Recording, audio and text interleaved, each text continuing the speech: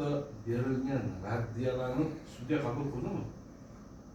Yo'q, bizlarni qilgan bergan raddiyalarimizni hech birini inobatga olmadi.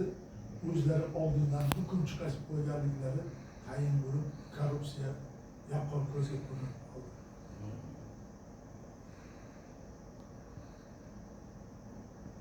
Qarang, mana ancha yillardan beri bizni sarson qilib kelishayotgan.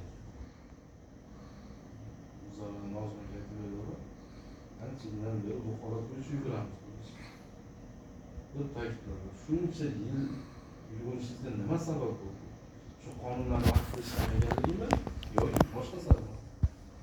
Bu yerda mani tushuncham bo'yicha bu hammasi manfaatga bog'liq qoldi.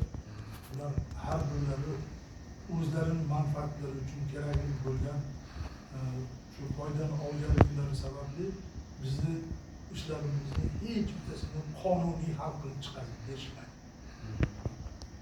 Qarang, sud jarayoni boshlanmasdan turib sud qarori chiqibdi.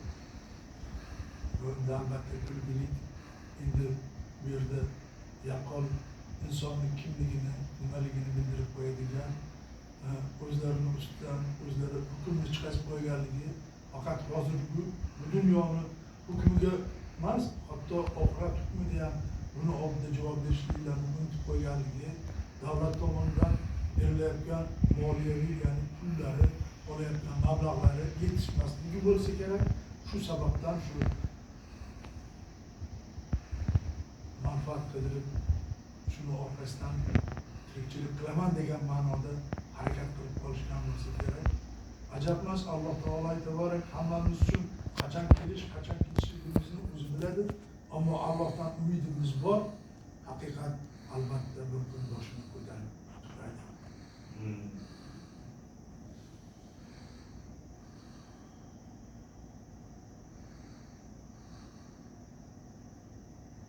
Siz o'zingiz ham ko'rdingizmi shu sud qarorini, sud boshqa bir sonda chiqargan sud qarorini? Albatta bu kulgilik, ammo lekin shuni ko'rishga birinchi marotaba muvaffaq bo'ldim. Men ajablandim. Bildimki, albatta pul bu yerda juda katta rol o'ynashligini, uni hukmi doim puldagi, pul bajara olmagan narsani katta pul bajarishligi. Qarang, siz mana O'zbekiston Respublikasi bosh prokurori, O'zbekiston Respublikasi prezidenti yuqorida turgan amaldorlardan nimani so'ragan bo'lasiz? Bu albatta ajoyib va qiziqarli savol bo'ldi. Xalq uchun, vatan uchun, qolaversa iymon uchun, e'tiqod uchun ishlashliklarini, faqat haqiqat uchun xizmat qilishliklarini istayman. Pastda o'tirgan amaldorlar.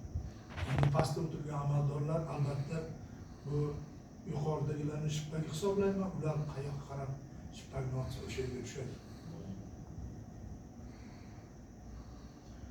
Demak, sizni o'zingizning fikringizcha, mana sizni holatingizda korrupsiya holati bor. 100%, 200% demasam 100% bor. Ammo ularda ham bola chaqasi bor. Shuning uchun ularni faqat hayfsan bilan emas, ammo o'sha yerga loyiq insonlarni qo'yish bilan shu narsani to'g'rilash kerak. Ammo lekin bizning ishimiz albatta shu hozirgi bizning ustimizdan hukm chiqargan insonlar albatta haqiqatini ochib, to'g'ri yo'l bilan o'zlari shuni hal qilishliklarini talab qilaveradi. O'zlarining kimliklarini oynaga qarab o'rganishsin. Demak, siz Namangan viloyati jinoyat ishlari bo'yicha sudidan butunlay norozisiz. Albatta bu birinchi emas, mana 5 yildan ortiq mobaynida mana shu masalamiz ko'rilib boryapti. O'shanday bo'lishiga qaramasdan hali hozirgacha haqiqat oydinlashgani yo'q. Haqiqatda bizning ota meros joyimiz bo'lsa-da, o'sha yerga egalik qila olmayapmiz.